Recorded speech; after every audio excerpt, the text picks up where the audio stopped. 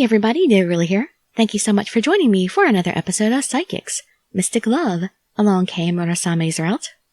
And for the last time along his route, I'm going to give my invite code. I won't do this anymore on his route, I swear, but I'll probably do it at the beginning of the routes for the different guys. But anyway, my invite code is IKT6980, which you can see on the screen in case my enunciation isn't good enough. So if you'd like to join and play along with me, that'd be great. But barring that, let's get back to the game here. We went to the park where we saw a vision of a woman attacking another woman, and turns out that it was a trap. And there's this very angry lady that's supposed to take me to Hiho, and we don't know what that is. So let's see what we can find out. You can just sit back, relax, and let me read you a story. Hiho. I repeated the word and tried to find a connection. I couldn't think of anything. So, are you coming? I didn't even know what Hiho was, so I couldn't answer. No way. I answered bluntly. There was no way that it can be a legitimate place when she was about to hurt someone. So, is that your answer? She seemed even a little bit, I don't know, happy? But really though, she let out a satisfied chuckle. You never had a choice. Her arm tightened. Oh no! Yeah, she'd rather do things the hard way anyway, apparently. I could feel myself losing it. I'll lose consciousness. She also had a knife up against me, so I couldn't move at all. But what if I fought myself against giving up and jammed my thumb straight into her eyes. Ow! Gah! She let out a shrill scream. Her arms let go of me. I let myself breathe and distance myself from the woman. She kneeled down, her hand against her eyes. How dare you! You're the one who started it. You have no right to complain, lady. I can't let her go. I dashed up to her and kicked at her side. Oh yeah, am I badass in this game? Hi-ya! Oh! The tattooed woman fell back into a flower patch. I could hear plants breaking from her weight. Don't move. I'm going to arrest you for assault and intent to murder. Ugh. The rope around the flower patch was being weighted down by the woman. She stood up and tried to support herself against the rope. And suddenly... Huh? Gah! Ah! She yelped and screamed at the top of her lungs. What? She swayed her arms up and down and fell down to crawl away from the flowers. What? She allergic or something? She was running away from something. Her face was pale and her eyes were wide open. What the heck is going on here? She was trying to wave something away, and her face was only that of fear. Did she see a bug she doesn't like? I think that would be an overreaction for a bug. I think something else is going on, Honami. Did it get in her clothing? I was starting to worry for her when... I'll kill you!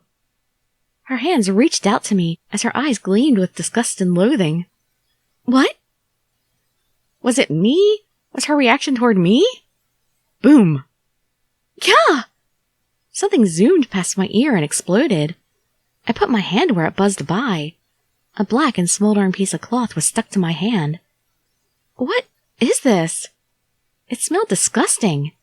This is my hair. You melted my hair. I missed. The tattooed woman stood like a ghost. She glared at me fiercely. Like I said, lady, you started this. What was that? I definitely heard something blow up near me.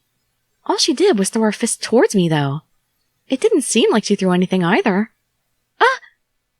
I'm suddenly having a flashback of the salamander file.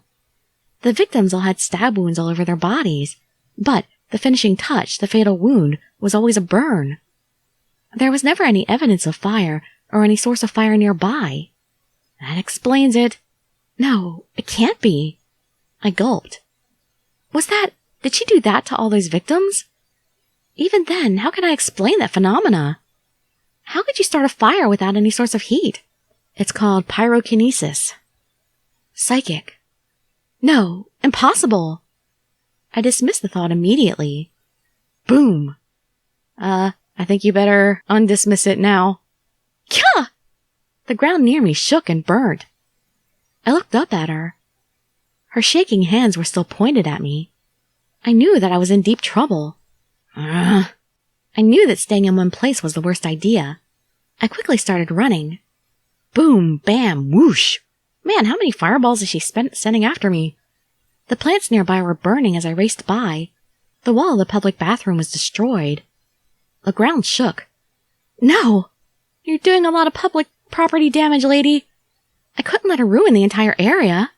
What if I stopped? She would hit me. There's no way that there are really psychics in this world. No, but... Salamander. I said to myself with quivering lips.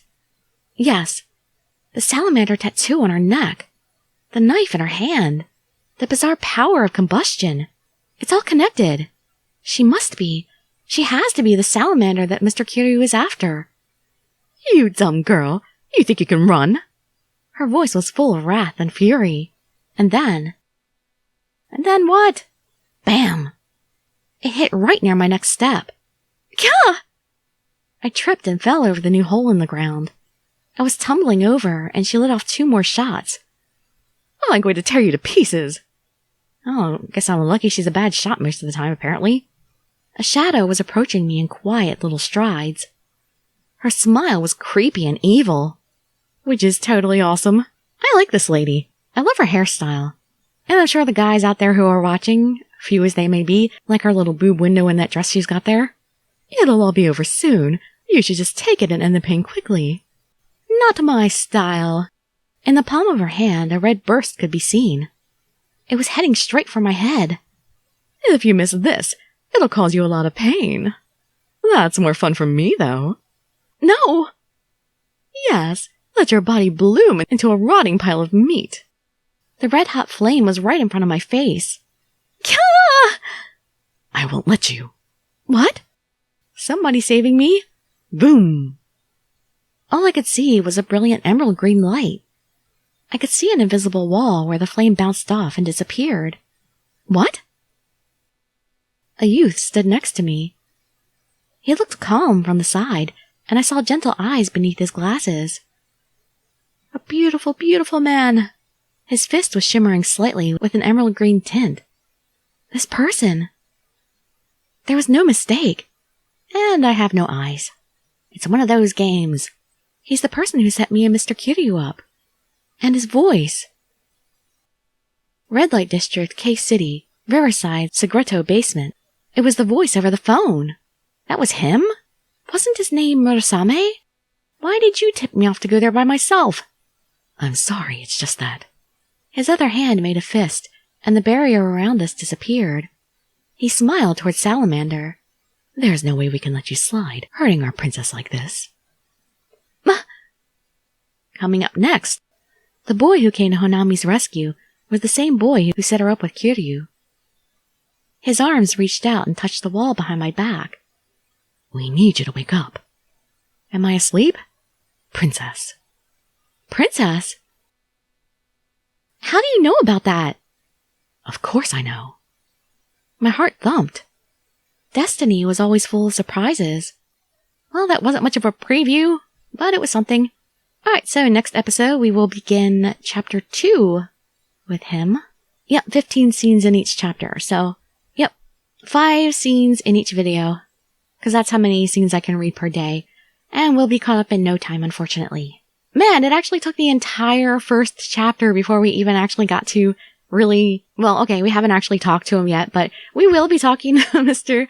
Murasame in the next episode, so hope to see you there, where we should be getting to know him soon. Or I'd love to see you in one of my other videos, and I'd be so grateful for any likes, comments, subscriptions, or shares with your friends to show some support. Thank you so much for joining me, and I wish you all health, happiness, and safety. Dirili signing out. Bye-bye, everybody.